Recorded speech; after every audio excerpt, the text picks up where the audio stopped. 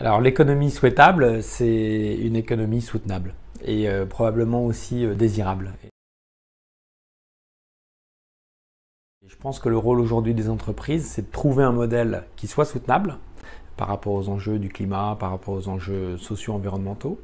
Mais le rôle des marques à l'intérieur des entreprises, c'est rendre ce modèle désirable.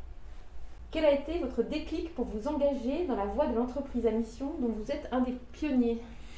Le déclic, c'était Camif en 2009, déjà relancer la marque sur un modèle d'impact positif. Et puis la rencontre qu'on a faite avec des chercheurs en 2013, Blanche Ségrestin et Armand Hattuel, qui avaient, pendant la crise financière de 2008, théorisé sur un modèle en se disant que finalement la crise financière, c'est pas une crise financière, c'est la crise de l'entreprise et qu'il fallait refonder l'entreprise pour retrouver son utilité, parce que l'entreprise ne peut pas se limiter à être juste une boîte à partager le profit entre actionnaires, qu'elle a un vrai rôle et une vraie utilité dans la société. Et à ce moment-là, on a proposé à ces chercheurs que Camif soit un peu le cas d'école, qu'on mette en pratique le modèle qui est devenu le modèle de la société à mission quelques années plus tard dans la loi Pacte. Et on a fait un chemin qui a pris du temps, 2 ans et demi, pour formuler notre mission, c'est-à-dire à la fois les 2 phrases qui sont constitutives de notre raison d'être et puis les 5 objectifs de mission qui ont vraiment accéléré la transformation du modèle Camif au service de la consommation responsable, de la production locale.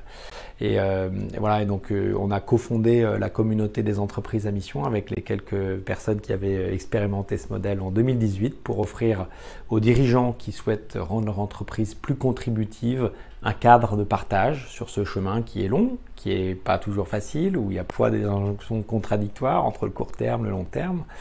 Et également continuer de nourrir et d'enrichir ce modèle parce qu'on pressent que l'entreprise à mission, c'est l'entreprise du XXIe siècle.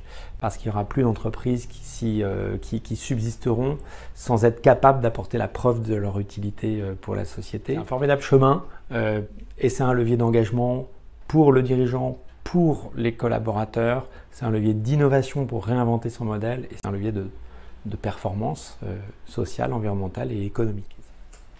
Comment pratiquez-vous l'économie souhaitable à titre personnel et dans votre entreprise ? À titre personnel, j'essaie de m'inscrire dans une consommation plus responsable. J'essaye de trouver un bon équilibre entre la vie personnelle et la vie professionnelle. Je maintiens toujours le cap sur le plaisir. Je pense que c'est fondamental d'en trouver dans la vie. Et donc je supprime tout ce qui ne me fait pas plaisir.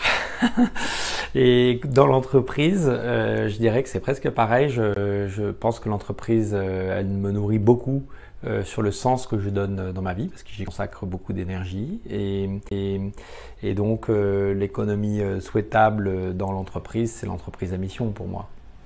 Comment engager les jeunes à croire en l'entreprise comme levier de transformation ? Ben ça, c'est un sujet vraiment fondamental parce qu'à partir du moment où on comprend que l'entreprise est le plus puissant levier de transformation qu'on ait à disposition pour adresser les enjeux de la société, il y a urgence de réconcilier la société, les citoyens et les jeunes avec l'entreprise. Parce que si on adopte tous les meilleurs éco-gestes, on ne prend plus l'avion, on ne mange plus de viande, on ne prend plus la voiture pour les trajets de moins de 3 km, on n'a fait qu'un quart du chemin pour nous limiter dans la trajectoire des 2 degrés de l'accord de Paris. Ça veut dire que les 75% du chemin sont à faire par les entreprises. Donc les entreprises, elles vont avoir besoin de se transformer, de transformer leur modèle, et pour ça, elles ont besoin des jeunes. C'est fondamental que les jeunes ne fassent pas de la grande démission avant même d'être entrés dans la vie active, mais qu'ils rejoignent l'entreprise, parce qu'on peut changer le monde en le changeant de l'intérieur. C'est-à-dire la signature de Camif depuis 2009, changeons le monde de l'intérieur. Pour les jeunes, je pourrais quand même aussi rajouter 2 choses, et je pense qu'ils ont raison d'être exigeants sur l'engagement de l'entreprise. Et on réconciliera l'entreprise avec les jeunes si l'entreprise est capable d'apporter des preuves de son engagement. Aussi pourquoi le cadre de la société à mission est intéressant, parce qu'il oblige à de la transparence. Les entreprises qui sont des sociétés à mission ne sont pas forcément des entreprises exceptionnelles, ce n'est pas un label de qualité, c'est des entreprises par contre qui s'engagent avec sincérité, avec humilité, à révéler finalement les enjeux sur lesquels ils souhaitent s'engager, mais aussi à révéler leurs faiblesses, leurs fragilités sur ces sujets-là. Et c'est ça qu'on attend, on attend de la sincérité de l'entreprise. Quel message souhaitez-vous adresser à l'occasion des 20 ans des entretiens de Valprix? Alors pour les 20 ans de Valprix, c'est l'âge de raison. Alors je dirais qu'après avoir abordé des thèmes comme la responsabilité, comme le courage, aujourd'hui il faut avoir l'audace de tout changer dans nos entreprises. Et les entretiens de Valprix sont un cadre privilégié pour pouvoir envisager l'avenir de l'entreprise, qui va être passionnant parce qu'on vit une période qui est passionnante, même si elle est extrêmement stressante, qu'il y a des crises, mais au fond, il va falloir retrouver la part d'humanité qui est en nous pour réinventer un monde qui soit soutenable. Donc le passage à l'action.